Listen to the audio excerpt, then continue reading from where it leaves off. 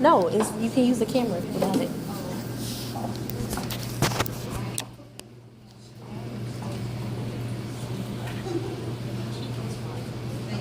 Everybody enjoying their lunch so far? Very good. Good. Well, let's see, where do I begin? I guess I'll give you a little bit about me. I won't keep you too long and bore you too much. I'll give you a little detail about who I am and what it is that I do. My name is Ebony Dion. I am a native of Fort Worth. Like I said before, Fort Worth, Columbia is my home chapter. I pledged here in 2007. And I try to live and embody, what it means to be a Delta every day and everything that I do. And my business is about improving the health and well-being of my community. My background is I have a bachelor's degree in biology and I have a master's in public health. I'm also a certified holistic health coach. I have about 18 years of professional experience working in health and safety and nutrition as well. And so, what brings me to this point also is including the food with what I do. I've been cooking since I've been about 6 years old. So I think I started out with scrambled eggs and grits and rice. When I was preteen, my mother had started her own catering business and I was her sous chef.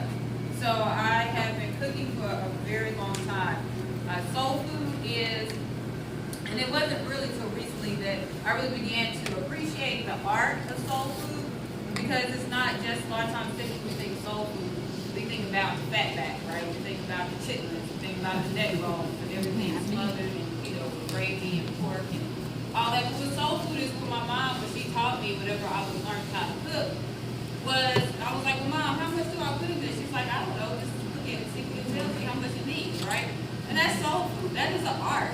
That is a true art form, that you have a relationship with your food and you competing with it and competing with you, and you are, creating something really beautiful. You think about, I want to put all of this, love and heart and energy into this food so the people who eat it will, have the expression of how much I love them and how much I care about them. So if you think about where traditionally think about soul food, it was born out of necessity, right? It was from the scraps, the leftovers that our ancestors had to culminate and put together, make a pot of something to make it taste edible. So it was, it was the worst of the worst. And if you think what, your grandmother and your granny, what your mama did with those neck bones and with the scraps and the leftovers, with the worst ingredients they did the soul food, can you imagine what I can do with the best ingredients at my disposal? All right, so, it's still soul food at its heart and soul, but I just flipped it. I have now a choice and an option to use better and finer ingredients. There is, a saying, Hippocrates says you are what you eat, right? And so what does that really mean? Our cells, our body changes over the course of 7 years. Your body is not the same body it was 7 years ago. Every single cell has renewed itself. So what information did you give it to rebuild your heart, right? What information did you give it to rebuild your skin? If you give it bad information from bad food, it's going to repair itself poorly. So a lot of times when we have health issues and health conditions, it's because we're not on a continuous track of making sure we're improving our health. My own personal story and about was I grew up with what got me into the health part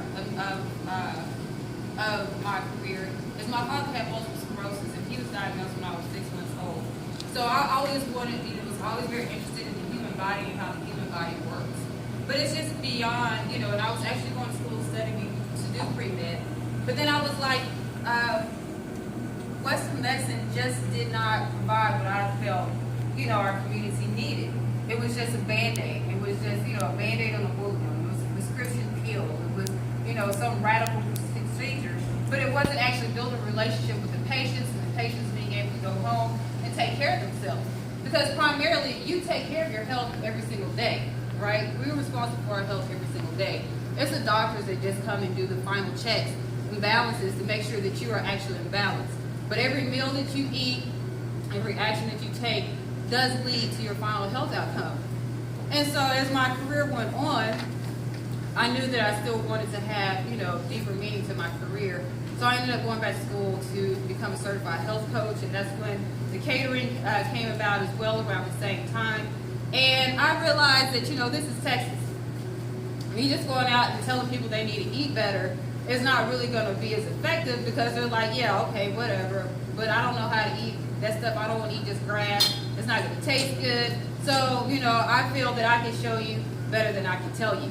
So that's how I merge the two together. I use my food as a teaching tool to your palate, so that way it can open your minds and your hearts and your spirits. Like, hey, maybe there is a different and a better way to make things work and to keep my health vital and active. So today we are meeting and together in the spirit of heart disease, right? The Go Red Weekend, American Red Cross, and today was Have Faith in Heart. So I didn't want to necessarily just give you a lecture on the types of foods you should eat, what you need to stay away from, and that sort of things. You have that information actually in your packet, a diet book, a diet book of recipes. And also, if you want further counseling or instructions, you can also contact me, because I do provide that as a list of my services that I provide to the public. But I wanted to go a little bit deeper on what is heart disease and how does it really affect us. All right. So one lesson that I learned with my father and his multiple sclerosis is that a physical ailment is more than just the disease itself and the medications that you use to treat it. I saw that his health began to deteriorate at a faster rate and faster pace because of his mental health, all right? His mental ability to be able to handle and cope with the fact that he had this disease. And so he became very depressed, very despondent, and, it became, my life is over. And so when our mindsets, sets the path and sets the trail for what we're going to do. And so if you believe that your life is over, if you believe that, I'm going to get heart disease because my mom got heart disease, I'm going to get diabetes because my mom got diabetes. These are the reasons a lot of times people suffer with these diseases. It's because of your mindset. So you want to make sure that you're also being aware of how you think about yourself and your body, your interaction of your, throughout the day and throughout your life on your relationship with your body. We take care of our cars, right? We make sure our oil is changed. We don't put diesel, gas in your unleaded car, right? But we put food in our bodies continuously that is loosely considered food, right? That, by any translation, might not even necessarily be considered food. So I just want to open and enlighten your minds to, how do we begin to take better care and better ownership and better responsibility for our health? Because as women and Delta women and other strong women in this room, we're out here living so we can go and make this world a better place. But we can't do that if our health is failing us. That's where I was a few years ago. I had all these grand ideas of what I wanted to do in my life, but I couldn't seem to get them in order. I couldn't seem to get them moving and track because my health was not able to carry me there. Weight has never necessarily been my issue, but I did have a lot of issues with, GI problems and sinus and allergies and severe cystic acne to the point that I didn't want to go out in public, but I had a job that I required to do public speaking every day. And so these are the hurdles that I've had to face and overcome throughout my own personal life. So everybody has their own journey, their own obstacles that they have to overcome. It doesn't mean it's a death sentence. It doesn't mean a personal mark on your character or saying this defines you as your character. But these are also these obstacles and these roadblocks, especially with our health, are there to teach us about ourselves and our environment that we live in. So that all being said, I wanted to talk about how does heart disease come about on a spiritual, emotional, mental basis, and not just the diet. All right. So heart disease is defined as the coronary arteries become clogged, and hence the blood supply that meets the heart is the oxygen that it needs and vital nutrients. It's not getting it. Right.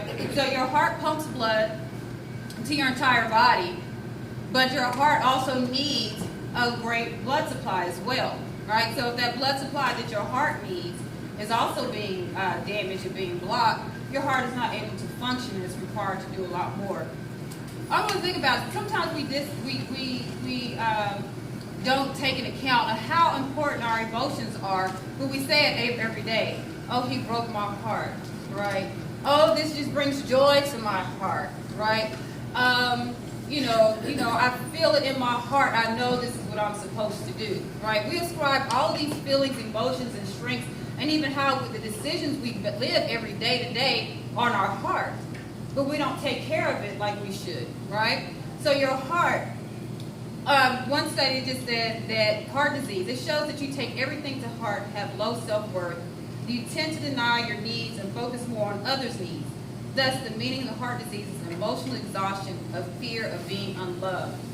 Sometimes we carry emotions throughout our lives that we don't necessarily know where they came from, and we play them out. We can play the nobody loves me, I do everything for everybody else, I put everybody else's needs before my own. The broken heart syndrome, right? Sometimes you can go through a severe emotional stress, be stressed if you were to lose somebody in your house or have some type of tragic event occur in your life. You feel, where do you feel it? You literally feel it in your heart. It's not something that's imaginary. It is something that is very real, that's having very real physiological and permanent changes on your heart and how it works. So we need to make sure that as we think about how do we relate to other people and how we even relate to ourselves, that we begin to take ownership and like, okay, I need to start working on some of these emotions because I can tell they're beginning to affect my heart. Some of the other risk factors of heart disease are going to be high cholesterol, high blood pressure, obesity, smoking cigarettes and tobacco use, diabetes, chronic kidney disease, and a genetic predisposition. Now, sometimes when we talk about genetic predisposition, sometimes it's not all necessarily genetics in our genes, but because we grew up in a family with the same poor habits, right? And so we just don't know or try to push ourselves out of the box in any other way than what we know. And so just because, your mother has diabetes does not mean that you have to get diabetes.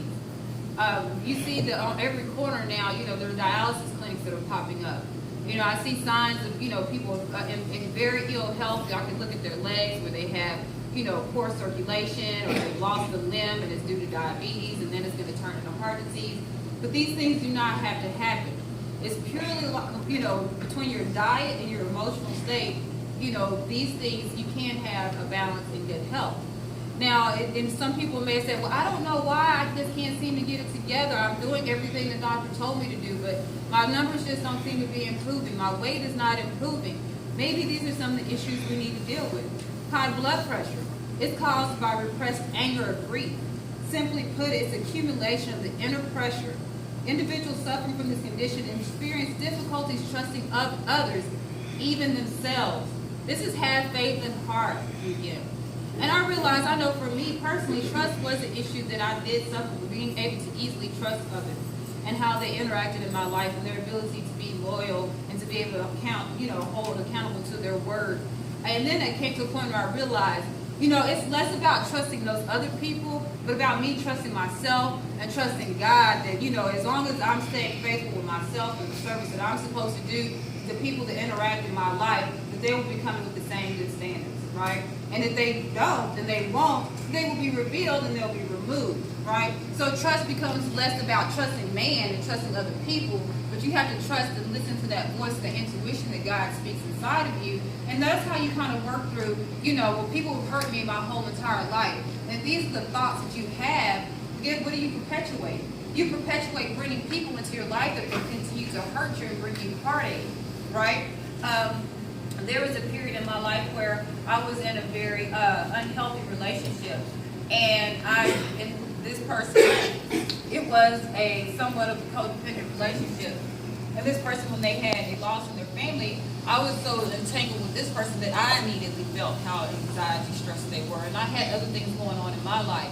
And from that moment, for almost 2 years, I felt and experienced that fight or flight moment, where my adrenal glands were completely shot by the time I went to the doctor. I always felt dizzy and tired and lethargic. That's another reason why my acne was not able to stay in control. My heart always stayed flushed with anxiety. And if I had stayed like that, I could have killed myself. I literally could have been on the path of giving myself some type of, serious disease or just dropping dead. We have a lot of people with heart disease is the #1 killer. The other top 3 are going to be, I think it's stroke and all three of them are related to lifestyle, right?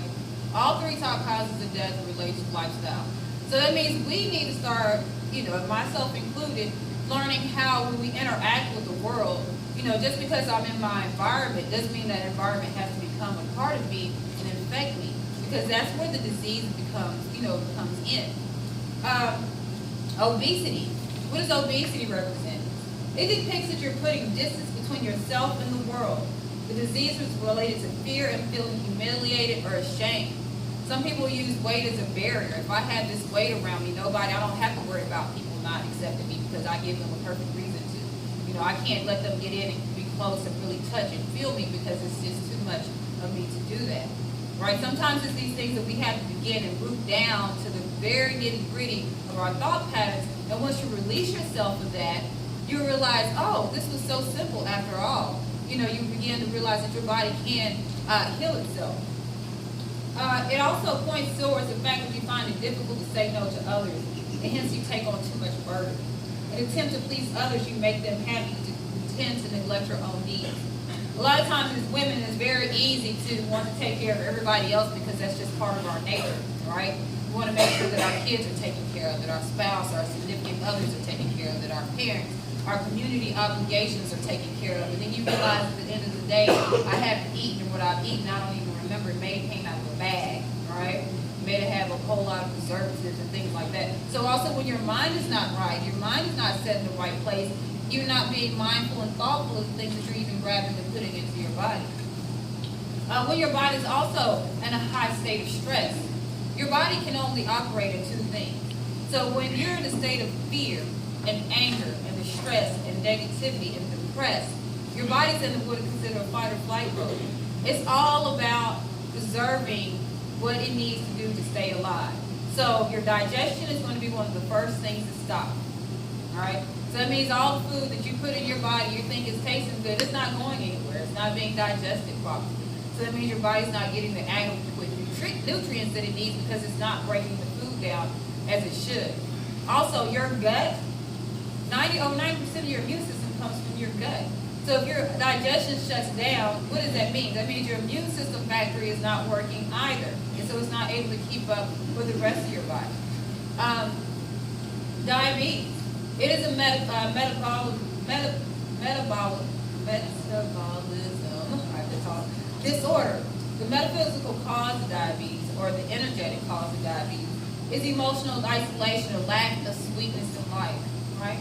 You just don't, people become bitter, people have been resentful, people have held on to things for their entire lives and blamed other people for the reason why their life isn't on track. Some childhood trauma, and sometimes we have childhood traumas that we're holding on to and we don't even realize how much it's even affecting us. And not even our own personal childhood traumas. How about the traumas that our parents have gone through, our grandparents have gone through? And now you've kind of been raised with this generational curse of experiences. And now you don't even realize, but that's not even my issue. But maybe it is an issue that you don't even realize on a subconscious level is really affecting your health.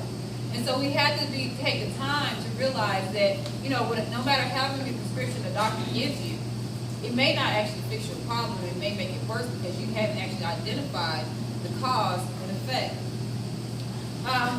So, that being said, I want to talk about how extreme grief and what happens. So when you have extreme grief, regardless of the cause, it can increase your likelihood to have a heart attack. They've shown that somebody who's lost a significant other or lost somebody close to them, this increased their likelihood of having a heart attack by 6 times in 21 days, right? So you're already at high risk, right? And then you lose somebody. And so sometimes that's why you see people, especially elder people, they, say they died of a broken heart, you just cried yourself into a frenzy. Now I'm sure all of us, we may not want to admit it, we've had our over ugly cry moments in the room where ain't nobody, we don't want anybody to see how ugly we act, right? And all of that. And so think about how your body felt during those times. Your heart is heavy. You're not breathing. The whole world, the weight is just on your shoulders. And you just feel like it's hopeless and endless. And so your body is actually going through a chemical response at this point, right? your adrenals are releasing cortisol, which it makes it even harder to lose weight because it needs to store fat because he never knows when you might eat again, so he might need this energy at a later point because you're stressed, right? So you have to realize all these things work together. Our bodies as women, as we get older, our hormone levels do change. As your ovaries, begin to, putter, and spits out that last little egg, right? And then, weight also becomes an issue as well then. So being able to take care of managing your weight through your hormones and understanding that as I get older, as postmenopausal, it may be a little bit harder to get rid of my weight. But you want to make sure that you're watching the weight that you keep around your midsection because that also increases your likelihood of developing heart disease. Because where is your immune system at? In your gut, right? And so if all of this is being compressed by extra weight, is being compressed by extra toxins, because also fat is a great storage for toxins, all right? So if you're in a toxic environment or eating toxic food and you have excess weight on your body as well, it's also going to be stored into your fat. So, then your body's getting a slow time release of this toxin inside of your body. Let's see. Again, I talked about how your digestion shuts down. So here's some of the things that can happen. Decreased nutrition absorption. It'll elevate your cholesterol. Increase food sensitivity. So now you notice, these foods I used to eat and didn't have a problem before, now I just can't seem to stomach them anymore. Decreased oxygen to your gut. Increases your triglycerides. Causes heartburn, right? As much as four times less blood flow to your digestive system, which leads to decreased metabolism. Decreased gut flora. That's the healthy bacteria that's in your gut that keeps it moving. Decreased pore population. So it decreases your enzymatic output of your gut as much as 20,000-fold. All right. So if you find yourself that you're living off of different anti-diarrheal medications or constipation medications for constipation, or if you have chronic gas or bloating or any of these types of issues, know that you need to start addressing your gut and do it in a helpful way, because these medications, all they do is work on a mechanical level. They just relax your intestines enough to let everything move, but it's not actually healing it. So when you eat a proper diet and you're exercising, you're keeping that blood flowing and you're breathing, sometimes we just don't breathe. You don't even realize, right? Look at that movie, Waiting to Exhale, right? That's why they're so tense and bad and upset, because they ain't not breathing, right? So if you just breathe a little bit, get some of that oxygen in, and make sure that you're getting it out. Oxygen is going to bring in, new life and new blood. You can think clearly. When you breathe out, you're also breathing out tension and toxins inside of your body and not holding on to that stress. And so it's really important that when you guys are feeling stressed, that you begin to start checking yourself. Start, asking yourself, okay, where is this stress coming from? Is it something that's internal? Or is it something that's external? Is it something that I can control? Or is it something that I need to control how I respond to? All right? Is it something that I brought into the room when I came into the room? Or is it something that was already in the room before I got there? Because sometimes we take on, and I know for myself, I started taking on other people's stuff, and I realized, wait a minute, that doesn't even belong to me. They came in with an attitude. I'm not supposed to let that, rub onto me. Or then sometimes I realize, you know what, I need to isolate myself today because I know my mood needs a little readjustment. Because I want to make sure that, I keep my heart, strong and healthy, so that when I'm going out there and, and doing the work that I need to do, and as you're going out there doing all the work that great deltas do and great women do, that you're able to do it and stand strong, and really be able to be a strong beacon in life. Because your heart does produce a lot of energy. It does produce a lot of light. Whenever you talk about somebody, oh, they're a good-hearted person, right? So when we're a good-hearted person, it means we should also be taking care of our physical heart. Because our physical heart is only the last step in the manifestation of our whole entire being. Everything else is, how do I think about my day? How do I internalize my day? The foods that I put in my body for my heart to even reproduce it. So how did I, respond when my kids were, on my last nerve, or I'm on this job, and these people are just about to drive me crazy, And then you can begin to reevaluate, yourself and your place in life, and how can you move through it, more smoothly, with less, more ease, with less tension, so that, our bodies can actually whenever you get a chance, I want you guys to Google on YouTube the 70-year-old vegan, and you'll see a young lady on there that is 70 years old, and she's been a raw food vegan since she was, I think she said in her 30s or 40s. Her body looks just as good as mine. Her skin, she looks like she's only about, in her early 40s, if that. Her husband decided that he wasn't going to go on that same diet, and now he's in a wheelchair. He looks like, and people think that's her grandfather, and the difference in their age. So that right there is just a study, in-home study of showing how 2 different lifestyles and 2 different diets can have an effect on your being. You don't have to age. Diabetes, heart disease, high cholesterol, those are not automatics with age. All right? As we get older, the information on how our bodies reproduce and the new cells reproduce sometimes can't really be dependent on the information we put on it, put in it. So if we continue to give it bad information, it's going to start moving slow. Just like our cars or our vehicles, we put bad gas in it. We're not changing the oil on a regular basis. If we're not even keeping it cleaned out or keeping it washed off, it can begin to rust. It can begin to, dilapidate. So I just encourage you to begin to take care of your health and think of, before I put on all this smell good, perfume and pretty makeup and shoes and get my hair done, am I going to put the same care and attention to everything that I put into my body? Because what I put into my body is going to make that much, better difference. I'm 36 years old, and I know who I am standing up here today is the direct result of the work that I put into myself. All right? It's not by accident. It's not by happenstance. It's not just by genes, that I'm able to stand here. Because I was on a road of not looking like this. I was on a road of not being like this. But I saw the path I was headed on, and I didn't like it. And so I took it upon myself, on personal responsibility. And I know when I eat something that I shouldn't or do, if I'm not being active like I should, it only falls, on my shoulders.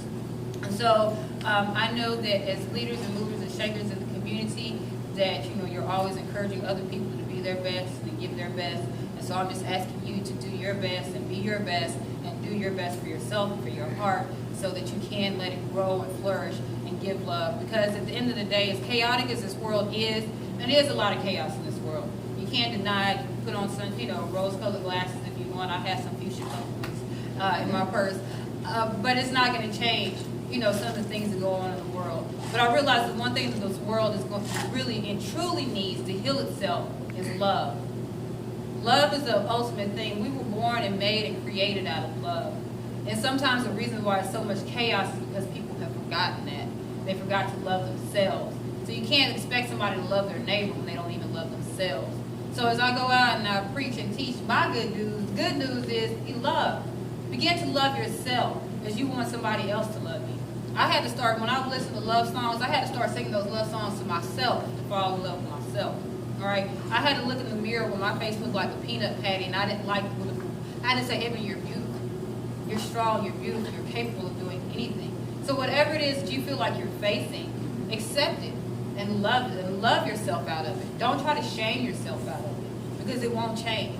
And then you'll only bring more damage, hurt, and pain to the people that are around you as well. Your family will pick up and your children will pick up on it. You won't be the most productive person on your job or be able to chase that dream that you really wanted because you don't have that love in your heart to believe that you can do it. So I just want to end with that. Thank you very much for your time and patience in your ears. I hope everybody enjoyed their food. I see a lot of people late. I will collect email addresses. I'm having a jazz brunch. Please get on my email list because I have a lot that's coming up, in the community. I was going to have a jazz brunch next weekend, but because I have something on every weekend, I had to hire a marketing team because I can't do everything anymore on my own. So I moved to March 13th. It's going to be at the Forest Hill Civic Convention Center. Hopefully it will be an ongoing monthly event. Also at the end of the month, I'm deciding between 2 locations for them to get back to me. I will be doing a cooking demonstration and cooking class in honor of Black History Month. It's going to be called Life After Fatback. I'll be making collard greens and showing you how to make collard greens. My greens are bomb.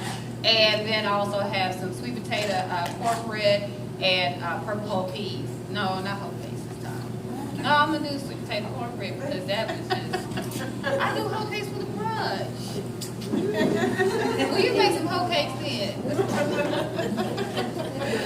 So, thank you guys very much, and please make sure you give me your email address so we can stay in contact. All right? Thank you.